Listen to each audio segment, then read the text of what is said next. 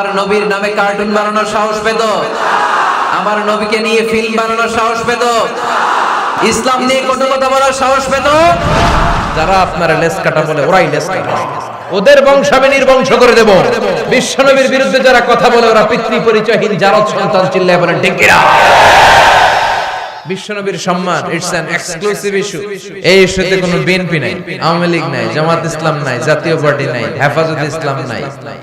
BNP Awami League বুঝি না, কথা কন।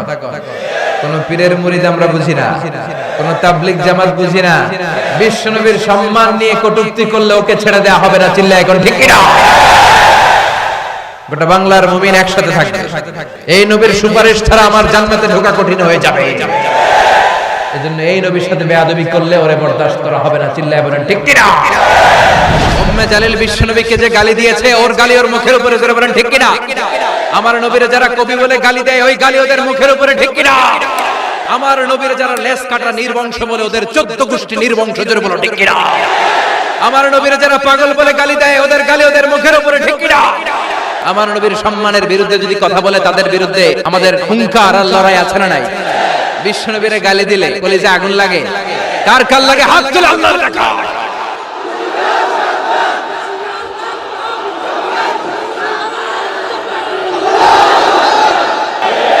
গোটা বিশ্বের জন্য তিনি সুপারম্যান হয়ে এসেছে। এজন্য আমার নবীরে যারা গালি দেয়, এগুলো পিতৃ পরিচয়হীন জারদ সন্তান। বিশ্বনবীর সম্মান নিয়ে উল্টাপাল্টা করলে এটা সহ্য করা হবে না, জোরে কোন ঠিক কিনা? তুমি আমারে গালি দাও, আমি মেনে নিব। আমার দলের গালি দিবি, মেনে নিব। আমার বাপের গালি দাও, মেনে নিব। কিন্তু আমার নবীরে গালি দিলে খবর আছে না নাই? আমার নবীর সম্মানের দিকে বা হাত তুললে ওই বা হাত কেমন করে ভেঙে দিতে হয় সেটাও আমাদের জানা আছে, জোরে কোন ঠিক কিনা? বিশ্বনবীর সম্মান ইটস অ্যান আনপ্যারালাল ইস্যু। এই ইস্যুতে সরসিনা নাই, এই ইস্যুতে তাবলীগ নাই, আওয়ামী লীগ নাই, জামাত নাই, এই ইস্যুতে হেফাজত নাই, এই ইস্যুতে জামাত নাই, এই ইস্যুতে চরমনাই নাই। 17 কোটি মানুষ এক প্ল্যাটফর্মে দাঁড়িয়ে যায়, চিল্লায় বলেন ঠিক কিনা? তার পারিবারিক জীবন, সামাজিক জীবন নিয়ে যদি কথা বলে, আমার নবীর সম্মান নিয়ে যদি কেউ কটু কথা করে, কেউ যদি তার হাত দিয়ে রং তুলি দিয়ে আমার নবীর বিরুদ্ধে কার্টুন আঁকে, ওর হাত আমাদের ভেঙে দিতে হবে, চিল্লায় বলেন ঠিক কিনা? ওমর ফারুক মিছিলের সামনে দাঁড়িয়ে মক্কাবাসীদেরকে শোনানোর জন্য বললেন, উদ্দেশ্য করে বললেন, কে আছো মায়ের বুক খালি করতে চাও? কে আছো মক্কায় স্ত্রীদেরকে বিধবা করতে চাও? কে আছো সন্তানগুলোর ইয়াতিম বানাতে চাও? বুকের পাটা থাকলে আমি ওমরের সামনে এসে দাঁড়াও। কেউ সামনে আসতে পারে নাই।